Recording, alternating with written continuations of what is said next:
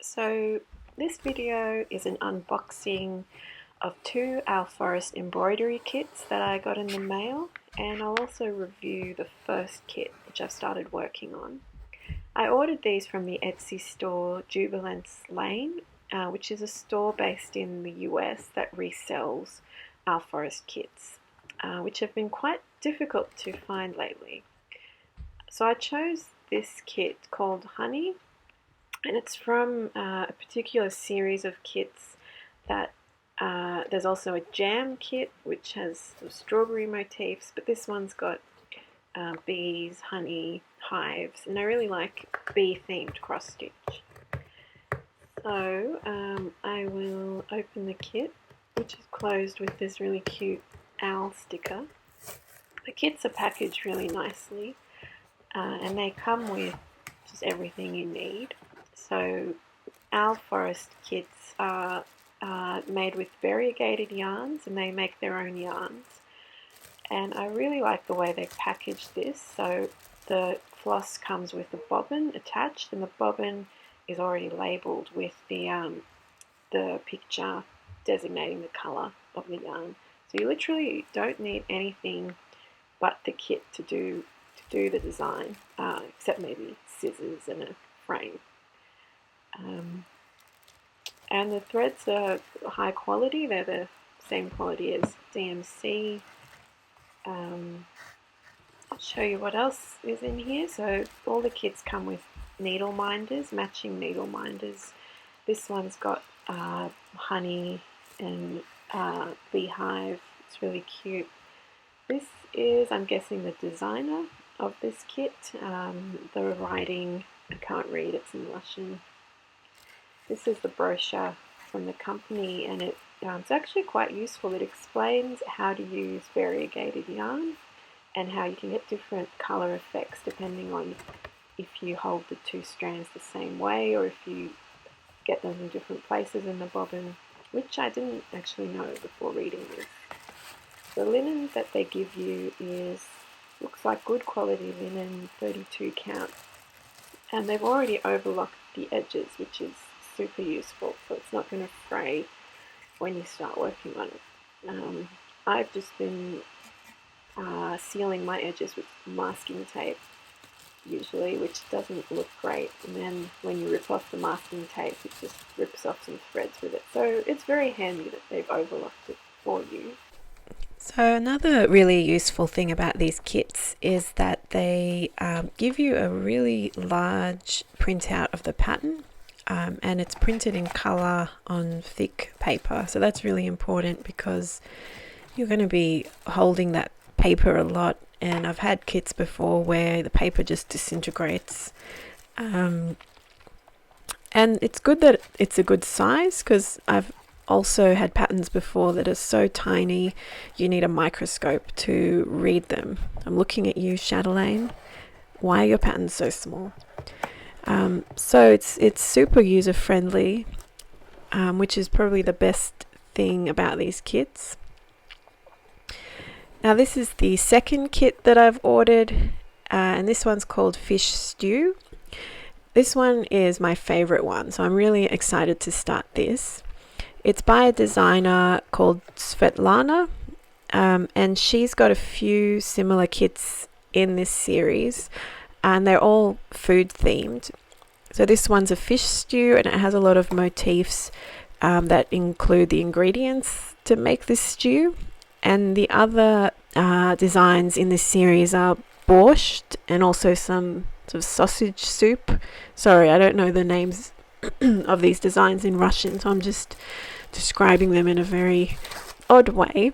But the thing I like about these designs is that it almost looks like you can make the recipe based on the cross stitch pattern, because it kind of has all the ingredients there, which I thought was quite unique.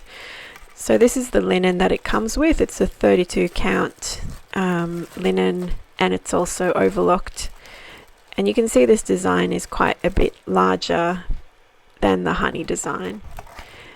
So I've decided to start with stitching the honey design just because it's smaller, and I thought I could get it done sooner. So I will show you my thoughts after having worked with that design for a few days. So it's been a few days now, and I've had this kit and started stitching on it.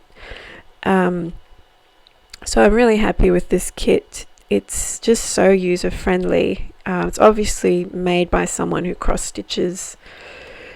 My favorite part is probably the way the bobbins are packaged. So they come with this brown twine, and the brown twine just gives me serotonin. I don't know why.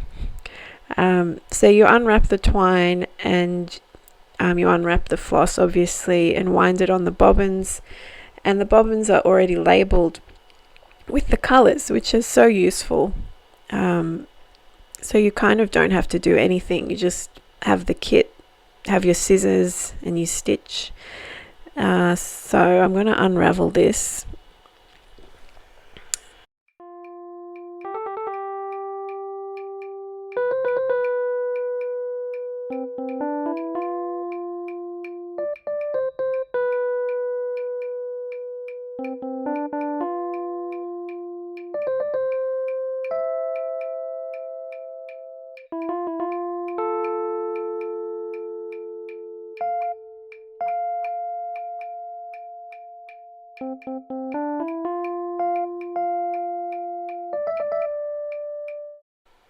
Okay, so of course the one time I filmed myself unwinding floss, I've somehow created a big mass of knots.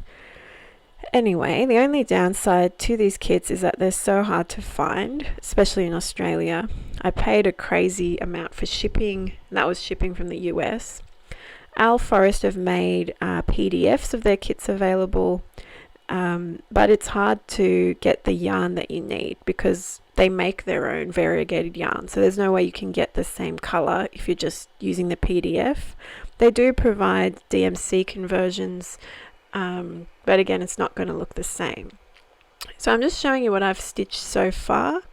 Another feature that I really like is that they give you two versions of the pattern.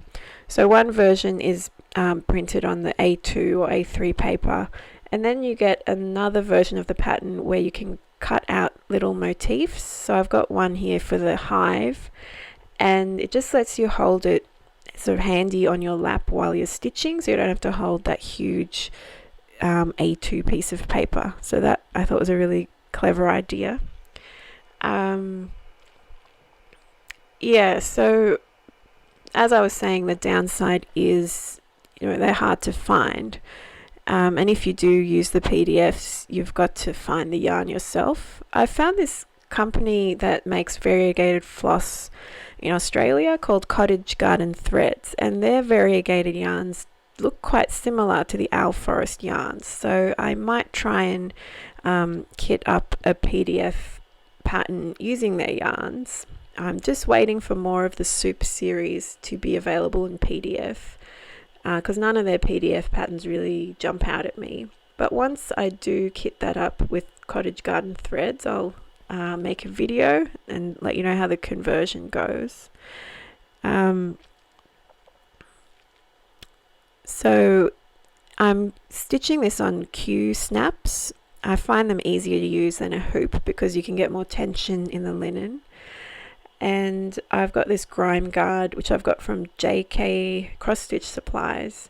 So they're an online company, and I have been ordering from them every week. So poor Janet, who owns the business, is probably sick of writing out my address every week. I've put myself on a buying ban for the rest of this month just because I have such a backlog of patterns and kits. So I'm going to work on those before I get anything else.